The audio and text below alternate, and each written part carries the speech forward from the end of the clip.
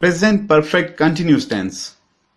Present perfect continuous tense की उर्दू में अगर आपको निशानी जाननी है तो सेंटेंस के आखिर में हमेशा आपको मिलेगा ता रहा है, ती रही हैं, ते रहे हैं या फिर ता रहा हूं। मिसाल के तौर पे वो सुबह से खेलता रहा है। इसी तरह हम पिछले 5 साल से इस्लामाबाद में रहते रहे हैं। वो बचपन से पढ़ाई करता रहा है। इस तरह के जुमले। और इसके अलावा in addition to that there will be another thing. वो चीज क्या है कि टाइम इंडिकेशन जरूर होगा। टाइम इंडिकेशन मीन कि टाइम का जिक्र होगा, वक्त का जरूर जिक्र होगा। अब हम आते हैं रूल्स की तरफ। तो सबसे पहले इसमें first form of the verb और प्लस आईएनजी यूज होती है। मिसाल के तौर पे वॉक जो है वो वॉकिंग हो जाएगा, टॉक टॉकिंग हो जाएगा, ईट ईटिंग हो जाएगा, स्लीप स्लीपिंग हो जाएगा। इसी तरह राइट राइटिंग हो जाएगा और रीड रीडिंग हो जाएगा।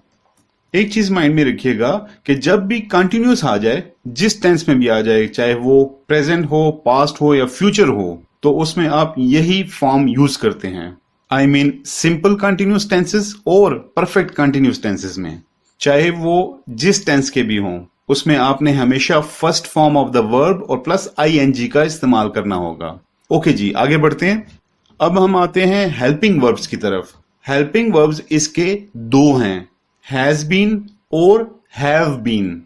सबसे पहले हैज बीन को देख लेते हैं कि कौन कौन से प्रोनाउंस और नाउन्स के साथ हैज बीन को इस्तेमाल किया जाता है। सो हैज बीन यूज होता है ही, शी, इट और सिंगुलर नाउन्स के साथ। इसी तरह हैव बीन यूज होगा आई, वी, यू, दे या फिर प्लूरल नाउन्स के साथ। अब हम आते हैं जो सबसे इंपॉर्टेंट चीज है इस सेंटेंस में, वो है टाइम इंडिकेशन।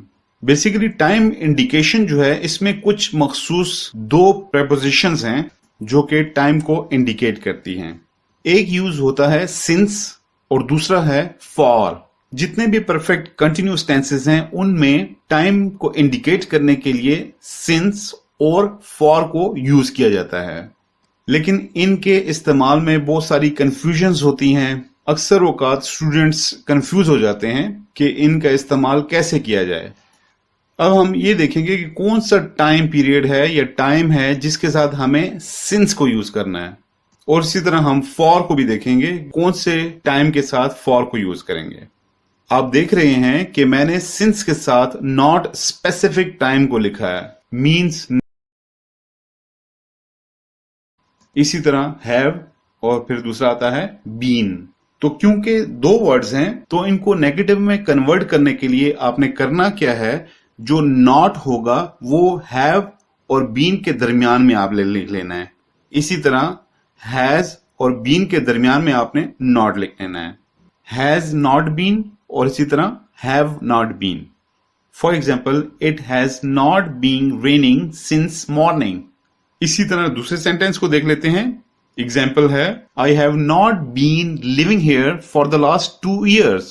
हमने नॉट को हेल्पिंग वर्ब्स के दरमियान में लिख लिया था, has not been and have not been. अब अगर इन्हीं सेंटेंसेस को इंट्रोगेटिव में कन्वर्ट करना हो तो कैसे किया जाए? तो इंट्रोगेटिव में आपने ये समझने की कोशिश करनी है कि ये जो हेल्पिंग वर्ब्स हैं, हैव बीन और हैज बीन, ये जो दो वर्ड्स हैं, तो इन दो वर्ड्स में से एक वर्ड को सेंटेंस के स्टार्ट में ऐड करेंगे और दूसरे को सब्जेक्ट के, उसी सेंटेंस के सब्जेक्ट के बाद। For example, has it been raining since morning.